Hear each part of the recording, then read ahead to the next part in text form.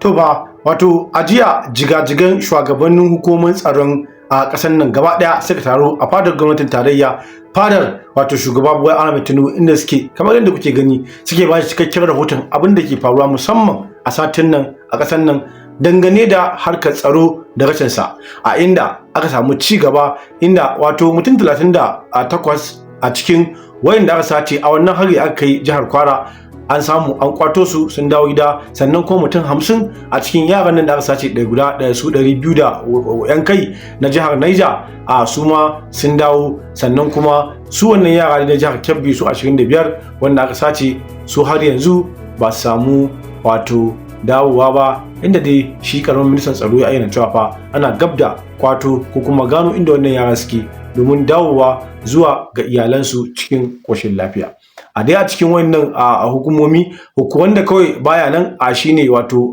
shugaban